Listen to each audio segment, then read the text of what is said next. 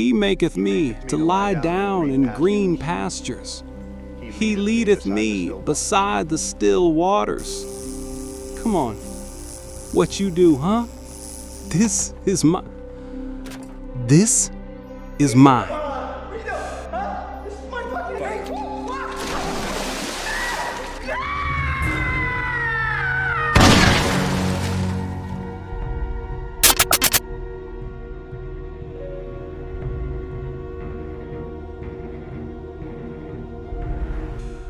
Di awal film memperlihatkan seorang wanita bernama Cass yang sedang melamun di salah satu toilet umum. Diberitahu kalau Cass ini adalah bekas korban dari penculikan. Dan baru sekarang ia berhasil lepas dari para penculik itu. Kemudian Cass mengingat kejadian dulu ketika dirinya pertama kali diculik. Kala itu Cass dan ibunya baru keluar dari minimarket. Namun belanjaan si ibu ada yang tertinggal. Akhirnya si ibu kembali masuk ke dalam, sedangkan Cass menunggu di luar.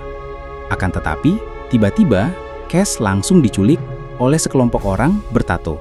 Kelompok itu dipimpin oleh seorang pria bernama Cyrus. Inilah orangnya. Terungkap fakta kalau Cyrus adalah pemimpin penculik sekaligus ketua dari sekte sesat penyembah kambing. Mereka menculik gadis seumuran Cass untuk diperbudak. Lalu dijadikan pemuas nafsu mereka. Cass sendiri adalah salah satu korban yang berhasil kabur setelah 10 tahun diculik oleh kelompok Cyrus. Saat ini, Cass bersumpah akan membalas dendam kepada Cyrus serta semua antek-anteknya. Malam harinya, adegan berpindah kepada seorang polisi bernama Bob yang sedang menghubungi putrinya bernama Gabby. Ternyata, Bob dan istrinya atau ibu Gabby sudah bercerai. Jadi ia hanya bisa berkomunikasi dengan Gabby lewat panggilan telepon saja. Di sini, Bob mengucapkan selamat Natal karena besok adalah 25/12/2025. Kemudian, Bob meminta Gabby agar selalu menjaga diri dan jangan bermain terlalu jauh, sebab penculikan sedang marak terjadi. Selesai menghubungi Bob, Gabby segera turun ke lantai bawah. Namun tiba-tiba, ternyata para penculik itu adalah komplotan Cyrus. Bukan hanya menculik Gabby, mereka juga menghabisi ayah tiri Gabby, serta ibunya yang hendak kabur untuk meminta bantuan. Kemudian besoknya terlihat Bob yang sedang beribadah, karena hari itu bertepatan dengan hari Natal. Selesai dari gereja, Bob bertemu dengan kakek Gabby, atau mantan mertuanya. Di sini si kakek mengajak Bob untuk merayakan Natal di rumah Gabby. Awalnya Bob menolak karena ia merasa tidak enak dengan suami baru dari mantan istrinya. Akan tetapi, si kakek memaksa dan berkata, "Kau datang ke sana bukan untuk mantanmu Bob, tapi untuk Gabby." Pada akhirnya, Bob setuju dan mereka pun bergegas pergi ke sana. Setibanya di rumah Gabby, Bob dan si kakek dibuat syok saat melihat ayah tiri Gabby sudah tak bernyawa dalam kondisi mengenaskan. Sedangkan ibunya ditemukan tewas di kolam renang. Si kakek hanya bisa menangis sejadi-jadinya. Sementara itu Bob gelisah mencari Gabby yang tak ada di rumah. Di hari selanjutnya, Bob terlihat menghadiri acara pemakaman ibu dan ayah tiri Gabby. Namun, hatinya tetap tidak tenang karena Gabby belum juga ditemukan. Bob yakin bahwa Gabby pasti telah diculik. Ia pun berencana untuk memviralkan berita penculikan Gabby dan mengerahkan pasukan polisi untuk ikut pencari. Beberapa hari setelah itu, berita penculikan Gabby mulai viral. Berita itu pun sampai ke telinga seseorang. Kita tahu, Cass adalah korban penculikan Cyrus yang berhasil kabur. Mengetahui kabar tersebut, Cass langsung yakin kalau Gabby pasti diculik oleh kelompok Cyrus. Tanpa ragu, Cass bertekad akan menyelamatkan Gabby sekaligus melancarkan balas dendam. Kembali kepada Bob. Ia sedang komplain kepada atasannya di kepolisian karena sudah beberapa hari kasus penculikan putrinya tidak menunjukkan kemajuan. Sang atasan hanya berkata, "Kami mohon bersabar, Bob. Kami tidak hanya menangani kasus Gabby, tapi juga banyak kasus lainnya." Namun Bob tak bisa tinggal diam. Ia memutuskan untuk mengundurkan diri dari kepolisian. Mulai sekarang, ia akan fokus mencari putrinya sendiri. Baru saja tiba di rumah, Bob langsung didatangi oleh seorang wanita misterius yang ternyata bekas korban penculikan kelompok sus. Bob bingung dan bertanya, "Siapa kamu? Apa tujuanmu datang ke sini?" Namun Cass balik bertanya dengan tatapan tajam, "Apakah putrimu diculik? Jika iya, maka aku tahu di mana mereka berada." Bob terkejut dan menjawab dengan suara parau, "Dari mana kamu tahu semua itu?" Cass menjelaskan kalau dirinya adalah bekas korban penculikan yang dilakukan kelompok Sirius. Ia juga mengatakan pemimpin penculikan itu bernama Sirius. Jika Bob ingin menyelamatkan putrinya, maka Cass siap membantu, karena ia pun sangat ingin membalas dendam pada kelompok itu. Tanpa buang waktu, Cass mengajak Bob untuk bekerja sama, dan mereka akan mulai beraksi hari ini juga. Dengan semangat dan harapan baru, Bob langsung menyetujui kerjasama itu.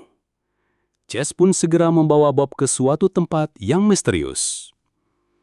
Di tengah perjalanan, Cass menjelaskan bahwa Sirius dan komplotannya adalah kelompok sekte sesat yang memuja kambing.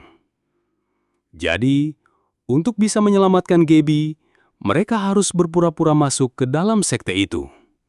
Dan jangan menggunakan kekerasan.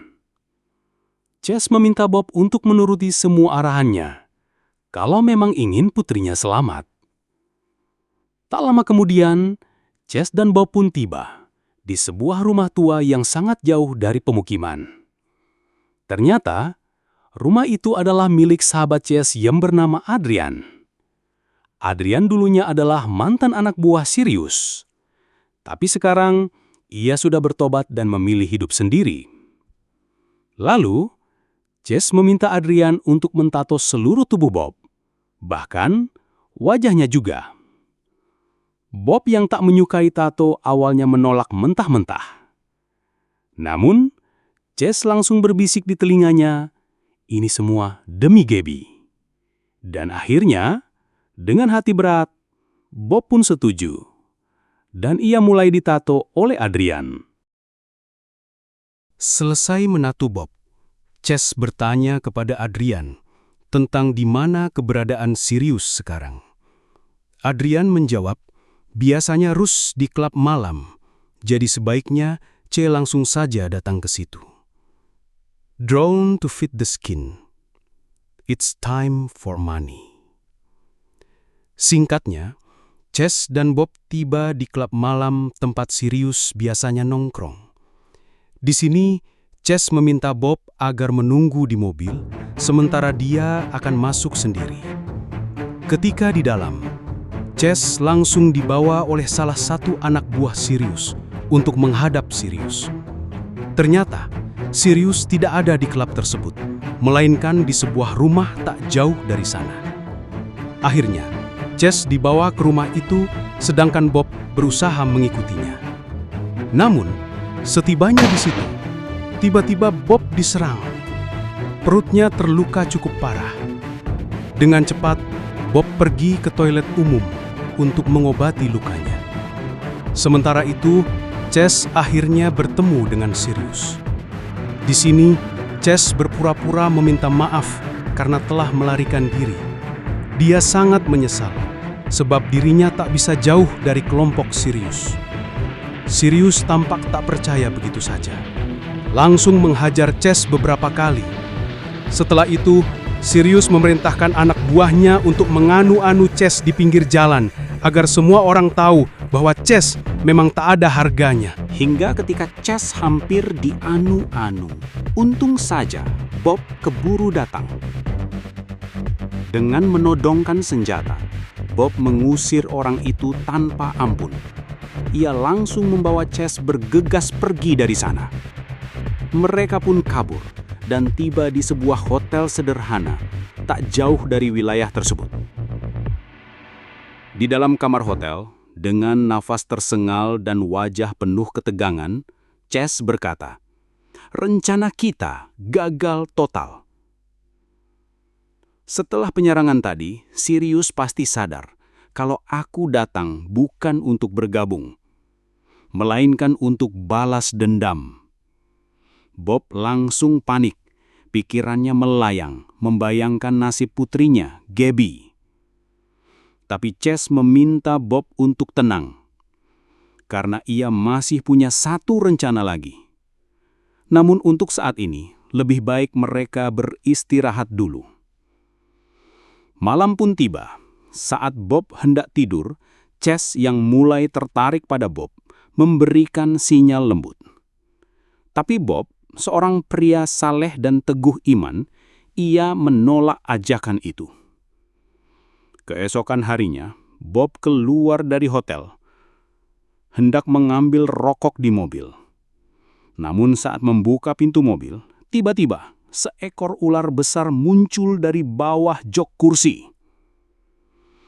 Ular itu sengaja disimpan oleh anak buah Sirius. Saat Bob menoleh ke belakang, ia melihat pria mencurigakan. Tanpa ragu, Bob langsung mengejar pria itu. Terjadilah aksi kejar-kejaran di jalanan sepi. Di tengah pengejaran, beruntung, Chess menyusul menggunakan mobil. Ia menembakkan pistol dan mengenai kaki anak buah Sirius. Saat itu juga, Bob segera menghampiri si pria dan menodongkan pistol ke wajahnya. Di mana Gabby? Katakan sekarang juga. Akan tetapi, si anak buah tidak mau menjawab pertanyaan Cass. Hingga inilah yang akhirnya dilakukan oleh Cass.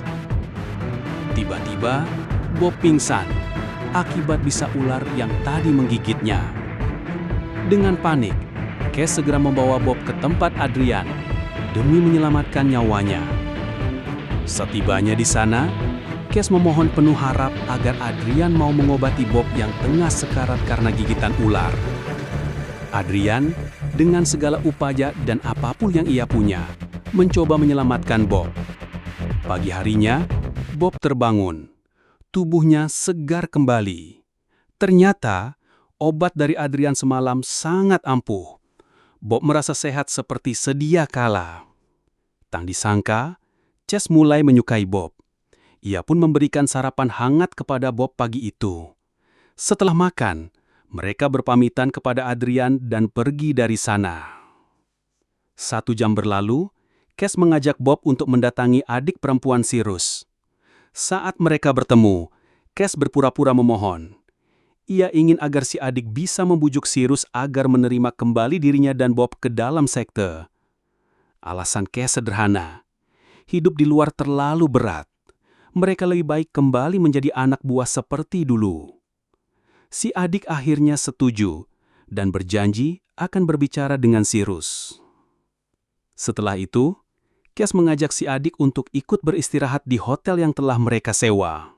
Selang beberapa saat, Bob, Chess, dan adik Sirius tiba di hotel yang telah ditentukan. Mereka duduk, sama-sama tampak ngahulang, sambil menikmati beberapa botol ciu di atas meja. Tiba-tiba, Chess merebut ponsel milik adik Sirius, lalu langsung menghubungi Sirius. Adik Sirius berusaha melawan, namun Bob segera menahannya dengan sigap. Saat telepon tersambung, Chess langsung menekan dengan nada tajam. "Di mana Gabby? Apakah dia masih hidup? Jika kamu tidak mengembalikannya, adikmu akan kami habisi." Namun Sirius hanya tertawa sinis. Ia tak takut sedikit pun. "Silahkan, habisi saja adikku. Dia juga tidak berguna bagiku." Kemudian Sirius menyampaikan tawaran berdarah. "Jika kau ingin Gabby dikembalikan hidup-hidup, maka rampoklah uang dari bos mafia bernama Errol. Serahkan uang itu besok, jam 00.00 sore, di tempat yang akan kutentukan." Tak ada pilihan lain, Chess pun menyetujui permintaan itu. Sedangkan adik Sirius langsung diusir oleh Bob tanpa ampun. Keesokan harinya, Bob dan Chess mendatangi markas bos mafia. Selang beberapa saat, terlihat Cass dan Bob mendatangi markas bos mafia.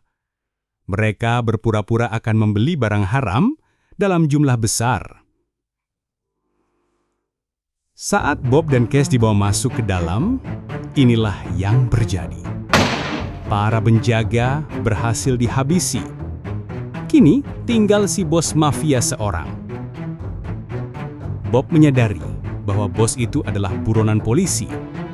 Tanpa pikir panjang, ia langsung menghabisinya. Sedangkan Cash mengambil semua uang milik sang bos, sesuai permintaan Cyrus.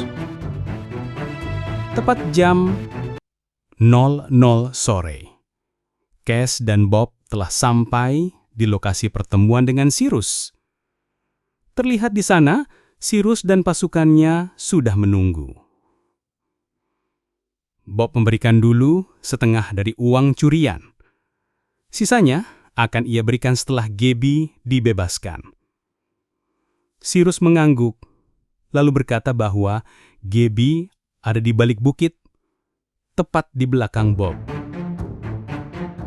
Bob diminta menyerahkan sisa uangnya kepada anak buah Cyrus yang berjaga di sana dan membawa Gabby pergi.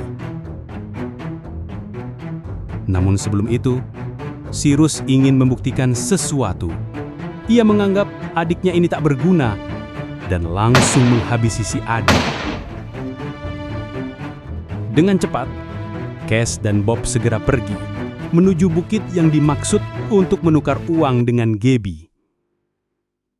Dalam perjalanan, Cash merasa gelisah. Ia berbisik, "Sepertinya Cyrus tidak akan membiarkan kita pergi dengan selamat." Tapi Bob tak peduli. Yang terpenting ia bisa melihat Gabby masih hidup. Tak berselang lama, Cash dan Bob tiba di balik bukit.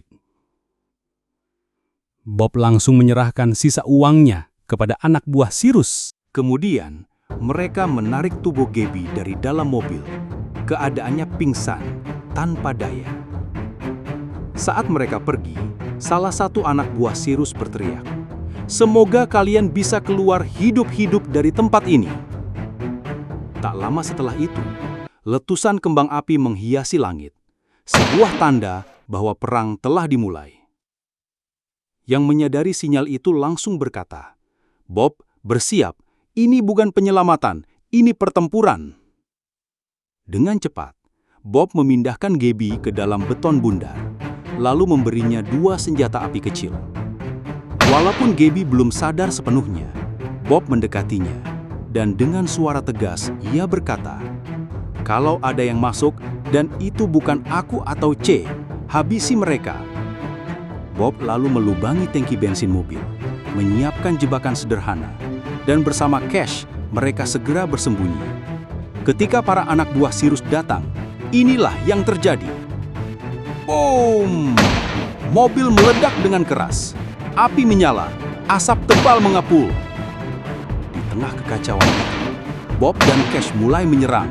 Meskipun hanya berdua, mereka mampu menjatuhkan banyak musuh hingga tersisa 3 orang saja. Tapi, dalam situasi genting itu, Cash dijebak. Salah satu musuh berhasil menyergapnya dari belakang dan membungkus wajah Cash dengan plastik tebal. Cash tersedak. Ia berjuang, tapi plastik itu terlalu kuat. Apakah ini akhir bagi Cash? Atau Bob akan datang tepat waktu? Saksikan lanjutannya. Cash mulai sesat. Plastik yang membungkus wajahnya sulit dirobek. Sementara itu, Bob terlihat kelelahan. Ia dihajar beberapa kali oleh lawan terakhir yang tersisa. Pada saat yang sama, salah satu musuh menyadari keberadaan Gabby yang disembunyikan di dalam beton bulat. Ia pun perlahan masuk ke dalam. Tiba-tiba, terdengar suara tembakan. Musuh lain yang menjebak Cash ikut masuk. Ia yakin Gabby pasti sudah kehabisan peluru. Tapi begitu masuk, Gabby mengangkat satu senjatanya lagi dan langsung menembak. Lalu datang musuh terakhir. Ia langsung mencekik Gabby dengan keras. Tapi beruntung, Bob berusaha bangkit. Dengan sisa tenaganya, ia menghabisi orang tersebut. Akhirnya Bob dan Gabby berhasil selamat. Cass juga mampu melepaskan diri dari plastik yang melilit wajahnya. Hari berikutnya, Bob terlihat datang ke kantor polisi. Meskipun ia sudah keluar dari kepolisian, ia tetap menerima penghargaan. Selain berhasil menyelamatkan Gabby, Bob dianggap telah membasmi sekte sesat yang kerap menculik gadis-gadis tak berdosa. Setelah keluar dari kantor polisi, Bob mengobrol dengan Cass. Di sini, Cass mengungkapkan bahwa hatinya belum tenang karena masih ada satu orang yang belum dihabisi. Dia adalah Cyrus. Cass sudah tahu di mana Cyrus bersembunyi. Dan kali ini, biarkanlah Cass yang mengurusnya sendiri. Bob yang masih mengalami patah tangan, meminta maaf karena tak bisa menemani Cass. Namun ia berkata, "Kalau kamu mau, aku bisa minta bantuan teman polisiku." Tapi Cass menolak tawaran itu. Ia ingin menyelesaikan semua sendirian. Sebelum pergi, Bob akhirnya menunjukkan perasaannya kepada Cass. Mereka pun saling berbagi kecupan menenang.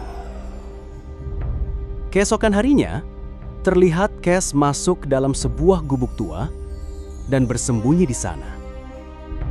Tak jauh dari sana, berdiri sebuah rumah kecil. Di sanalah Cyrus bersembunyi. Dan di suatu malam yang sunyi, saat Cyrus sedang pergi ke toilet, tiba-tiba dari belakang Cass langsung menodongkan senjata. Ia menggiring Cyrus ke ruang tengah dan berkata tajam, "Ini adalah waktu pembalasanku."